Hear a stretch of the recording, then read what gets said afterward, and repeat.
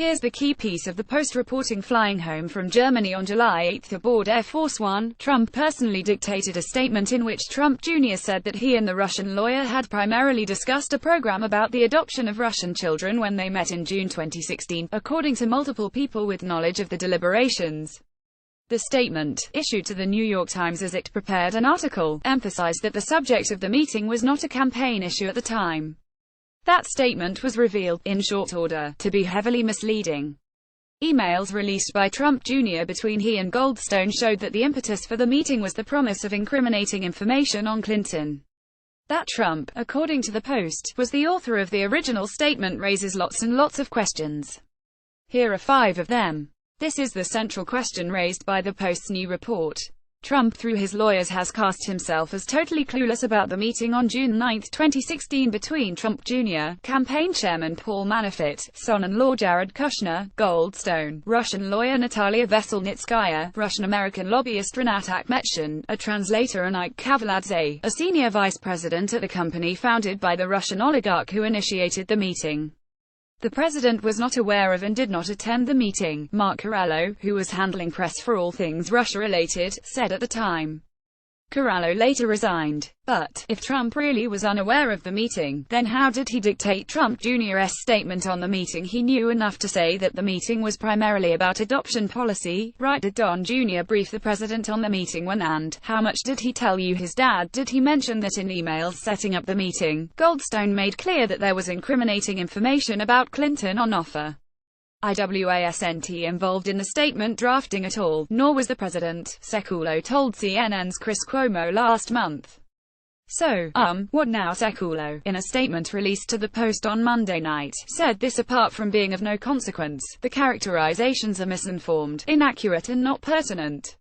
That statement isn't a full-scale denial or an attempt to offer a differing storyline, or to explain why Sekulow said Trump had no involvement in the drafting of the statement. Did Trump not tell Sekulow? Did Sekulow not ask if he asked? Did Trump tell him less than the full truth? Here's the full statement Don Jr. put out in response to the New York Times' initial reporting about the June 2016 meeting. It was a short introductory meeting.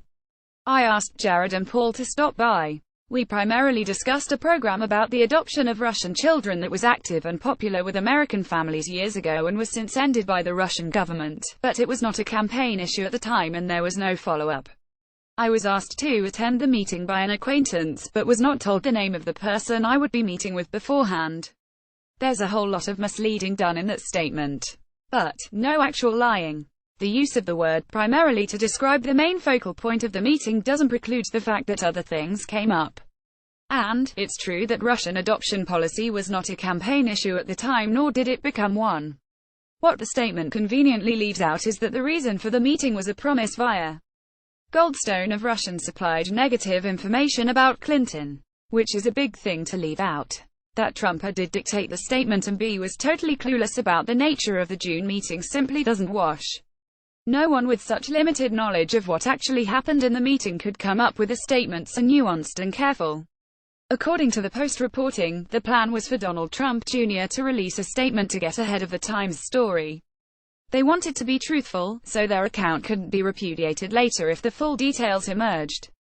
But, according to the Post, the president himself called an audible, dictating the statement that was eventually released, a far less forthcoming one that had to be changed multiple times in the days following its release.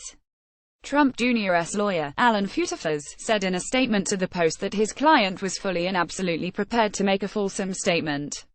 That line seems to suggest that something or someone stopped that more forthcoming statement from being released. What or who was it? This is a basic question but an important one. Trump knew, by the time he reportedly dictated this statement on behalf of his son, that the Russia investigation by special counsel Robert Mueller was well underway. And he knew, at least according to fired FBI Director James Comey, that when the two men last spoke, Comey told Trump he was not personally under investigation.